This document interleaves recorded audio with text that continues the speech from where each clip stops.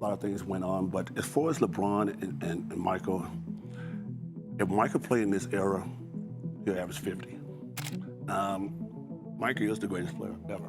LeBron's a great talent, no doubt. He's probably one of the top 3 players ever played with Kobe, Magic. When Dennis Rodman speaks, the basketball world listens, because this is not just another analyst sitting behind a desk. This is one of the toughest warriors who went to battle night after night with Michael Jordan. Rodman saw the man up close, he felt the intensity, and he lived through the era that defined greatness. And now, Rodman has reignited the debate that has raged for years. Michael Jordan versus LeBron James. He did not mince words. He laid it out with the raw honesty that only Dennis Rodman can deliver. This conversation is not just about stats, trophies, or popularity. This is about greatness, about legacy, about the standard that was set so high that no one, not even LeBron James, can truly reach it.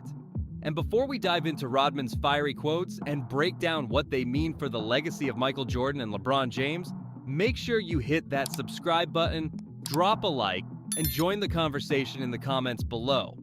NBA Showdown delivers the hardest debates, the rawest opinions, and the truth about basketball's greatest legends. And you do not want to miss a single episode. Now let us get into why Dennis Rodman believes Jordan would absolutely dominate today's NBA, and why LeBron, while still great, remains just short of that immortal bar Jordan created. Dennis Rodman starts by pointing out something that cannot be ignored when comparing Michael Jordan and LeBron James: longevity and the body of work. He mentions Jordan's career in one breath and then brings up LeBron's journey into his 17th and 18th seasons in another. This comparison is critical because it highlights 2 completely different career arcs. Michael Jordan's greatness was condensed, explosive, and unforgiving. He burned brighter and harder in a shorter span, leaving behind a career that is etched in history as perfection at its peak. LeBron James, on the other hand, has built a career that is long, durable, and full of incredible milestones. But here is where the distinction becomes undeniable. Jordan never needed to stretch his dominance into 2 decades to be recognized as the greatest. In just over a decade, he carved out 6 championships, 6 finals MVPs, 5 regular season MVPs, and a reputation as the most unstoppable force in basketball. His body of work does not need to be padded with longevity because the intensity of his reign was unmatched. Rodman is essentially saying that you cannot just look at how many years a player lasted in the league. You must look at how high they soared when it mattered most. Jordan's body of work is not measured in seasons, but in dominance. He set the bar by squeezing the absolute maximum out of every year he played at his peak. LeBron may be in his 17th or 18th year, and that is commendable, but it is more about survival than supremacy. Jordan's body of work was about absolute domination, about raising the standard so high that no amount of longevity could touch it. That is why Rodman opens here. He is setting the stage by reminding us that while LeBron's career is impressive in terms of length, Jordan's career is unmatched in terms of impact. One is about playing a long time. The other is about defining time itself. That is why Jordan set the bar too high. I just think that if you look at Michael, the body of work he's done over the years, you look at LeBron, the body of work he's done over the years. How many years? 17 now, going to 18? Rodman wastes no time in cutting through the debate with blunt honesty. Michael Jordan is the greatest player ever. Coming from Rodman, who played with both Jordan and against other all-time greats, this statement carries an authenticity that analysts or fans cannot replicate. This is not about bias. This is about experience. Rodman was in the trenches with Jordan. He saw him practice, he saw him compete, and he saw him dominate opponents who had every reason to fear him. When Rodman says Jordan is the greatest, he is not repeating a cliche. He is confirming a truth he lived. And that truth is tied to how Jordan completely changed the way basketball was played, consumed, and celebrated. He elevated the game to a global phenomenon, becoming the blueprint for every superstar who came after. Even LeBron James admits that his inspiration and drive came from watching Jordan. Yet despite acknowledging the influence, fans still try to elevate LeBron above the very man he modeled himself after. Rodman's statement is the ultimate reality check. Greatness is not just about numbers on a stat sheet. It is about who redefined the game, who dominated every matchup, who demanded respect by showing up in the biggest moments and never faltering. Jordan is that player. He was ruthless in his approach, surgical in his execution, and unrelenting in his pursuit of victory. He did not just win, he crushed his opponents and left no doubt. That is why when Rodman says Michael is the greatest, it echoes louder than most opinions. It is a player who lived the experience, telling the world what it already knows deep down. Jordan is the standard. He is the bar, and no one, not even LeBron, has cleared it. Michael is the greatest player ever. Rodman then points to something that highlights Jordan's unparalleled toughness and commitment: his durability. He recalls that Jordan was injured only once in his entire career, and even then, Jordan never asked to sit out, never begged for rest, and never tried to manipulate the system to conserve energy. This matters because it directly challenges the modern NBA culture where load management has become normal, and stars frequently rest for preservation. Jordan was wired differently. He played through pain, through exhaustion, and through adversity because he understood that fans paid to see him, his team relied on him, and history would not wait. The idea of asking out of games for minor soreness or strategically sitting during back-to-backs would have been blasphemous to Jordan. This toughness set the tone for his teammates and struck fear into his opponents. They knew he would be there every single night, giving maximum effort, and that consistency made him unshakable. Contrast that with LeBron's era, where extended absences, injury recovery breaks, and calculated rest days are normal. While it is not fair to blame LeBron for adapting to his era's sports science, it does underscore Rodman's point. Jordan was simply built different. He did not just play, he fought for every minute on the floor, valuing competition above convenience. That mentality is why his 6 championships came in such a concentrated, unforgiving stretch. He never took shortcuts, never sought easy outs, and never compromised the integrity of the game. That relentless durability is part of what makes Jordan untouchable.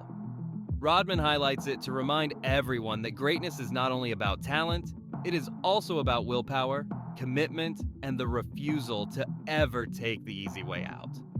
Jordan never asked to sit out, and that single mindset alone widened the gap between him and LeBron forever.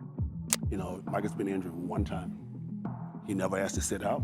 Dennis Rodman's words cut to the very core of Michael Jordan's DNA as a leader and as a man who carried himself with a ruthless clarity of purpose. When Rodman says Jordan never asked him for anything except respect and money, it reveals a truth that separates Jordan from nearly every superstar that has come after him. Think about it. In today's NBA, players demand teammates adjust their games, take fewer shots, or accept diminished roles just to fit into a system tailored for their stardom. LeBron James, in particular, has built a career around orchestrating rosters to suit his needs. Whether it was forcing the Cavaliers' front office to bring in specific veterans, joining forces with Dwyane Wade and Chris Bosh in Miami, or restructuring entire franchises around his preferences.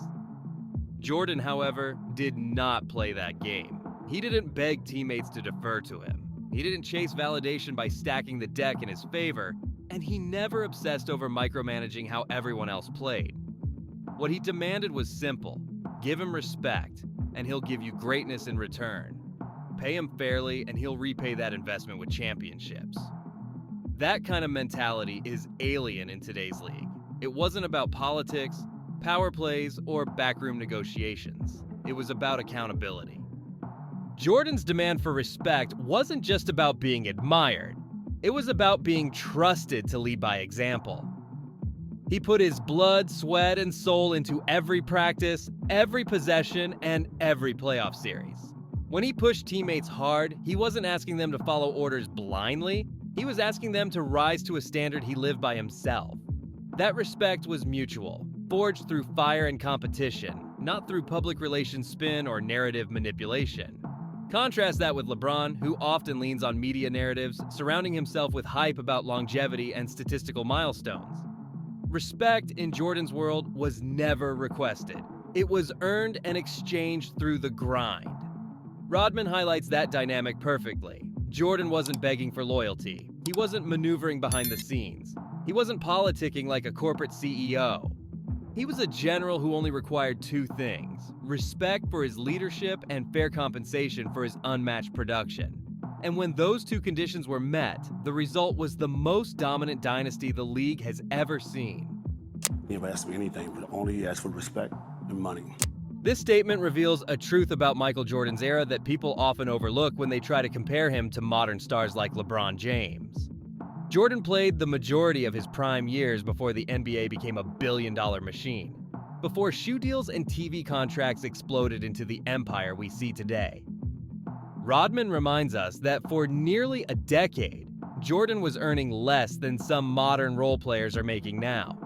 $3 million across almost 9 years is an absurdly low figure when you consider that Jordan was carrying the entire league on his back, elevating it from a regional game to a global powerhouse. He turned the NBA into a household brand worldwide, and yet he wasn't cashing in on supermax contracts or leveraging player empowerment clauses. He was simply playing, winning, and transforming basketball. LeBron James, in contrast, has benefited from that very foundation Jordan built. Every dollar LeBron earns, every endorsement he cashes in on, every billionaire label attached to his name, none of that exists without Jordan's sacrifices. Jordan made Nike what it is. He made the NBA a global television spectacle. He gave players the leverage they now enjoy. Yet Jordan never used his position to whine about being underpaid, nor did he allow it to distract from his mission. His motivation was legacy, not just luxury. He understood that his worth was far beyond the numbers on his paycheck, and instead of complaining, he maximized every opportunity on the court to build an empire that transcended sports. Rodman's reminder shatters one of the biggest myths surrounding this debate. People love to argue that LeBron is greater because he's amassed career wealth and longevity stats, but that completely ignores context. Jordan didn't play in an era that allowed players to build billionaire portfolios. He didn't have the luxury of cashing out hundreds of millions in salaries. What he had was an unrelenting will to dominate, and he turned every underpaid year into fuel for his legacy. The fact that Jordan is still seen as the greatest player in history despite playing in an era of small contracts proves that greatness has nothing to do with money or longevity. It has everything to do with performance.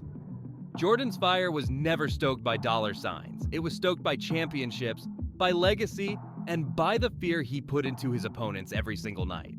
People don't realize when Michael Jordan was playing, I think the first 8-9 years, he was barely making $3 million. Compared to these guys making $40 million. This quote is pure Rodman, blunt and unfiltered, and it delivers a hammer blow to the LeBron versus Jordan debate. Rodman flat out states that if Michael Jordan played in today's NBA, he would average 50 points per game. 50. That number is not hyperbole when you truly understand who Jordan was and how today's rules are designed. In Jordan's era, the game was brutal. Defenders could hand check, big men could knock you to the ground, and every trip into the paint was a war. Jordan still dominated in that environment, averaging 30 points per game across his career, leading the league in scoring 10 times, and putting up historic numbers against defenses designed specifically to stop him. Now imagine that same assassin dropped into today's game. The league is built to protect scorers now. Hand checking is gone. Defensive 3-second rules force big men out of the paint.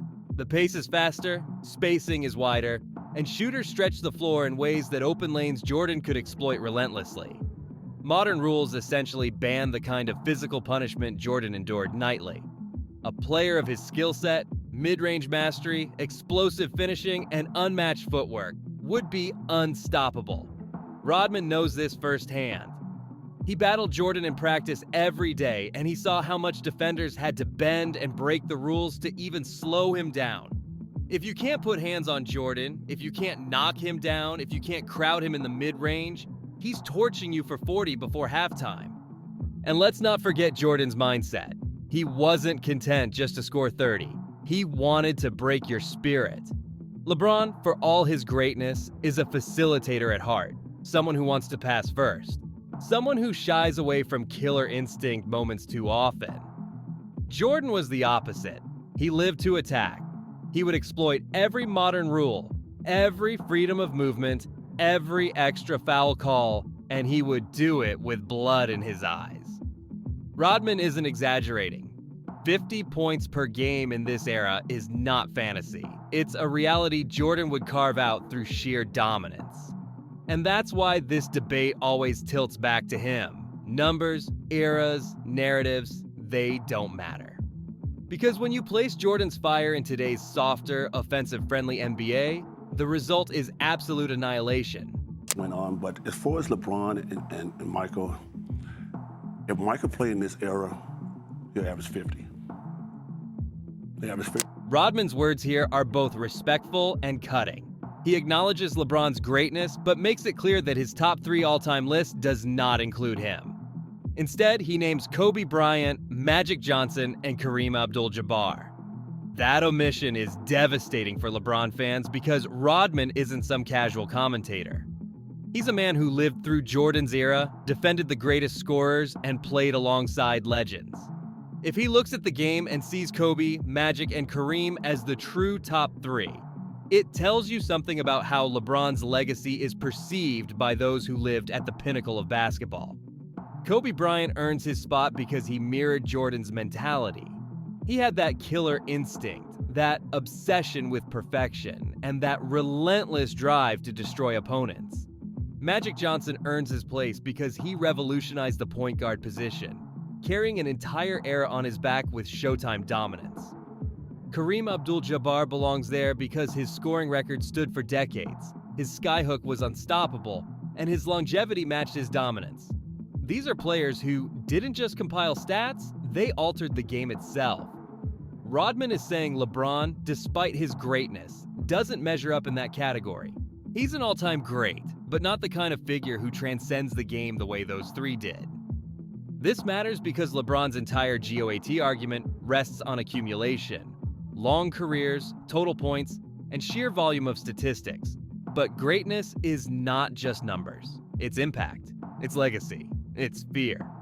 Kobe made opponents tremble. Magic made the NBA must-watch television. Kareem made defenses look helpless for 2 decades. Jordan, of course, sits above all of them as the god of basketball. LeBron, for all his accolades, is missing that one defining trait that separates icons from legends: transcendence. Rodman's list reminds us that the true greats don't just play the game, they redefine it. And in Rodman's eyes, LeBron has not reached that echelon. LeBron's a great talent, no doubt. He's probably one of the top 3 players ever played with Kobe, Magic. Rodman's testimony is powerful because it comes from a man who bled, battled, and triumphed in the crucible of Jordan's era. His words paint a picture that should settle this debate once and for all. Jordan didn't need to beg for loyalty, he commanded respect. He wasn't chasing dollars, he was playing for rings while being criminally underpaid. He thrived in the most brutal era of basketball and would average 50 if he played today. And when one of the most respected enforcers in the history of the game lists his top 3 players ever, LeBron James isn't even there. That isn't disrespect, it's reality. Michael Jordan's greatness is etched not only in the record books, but in the memories of those who played alongside him and against him. Dennis Rodman's words reinforce what fans already know in their hearts. Jordan was different. Jordan was feared. Jordan was respected. Jordan is the standard against which all others fall short. LeBron James is a legend, but Michael Jordan is untouchable. The gap between them is not measured in numbers or narratives. It's measured in legacy, dominance, and the eternal respect of his peers. And as long as voices like Rodman's echo through history, the truth will always be undeniable. Jordan is the GOAT.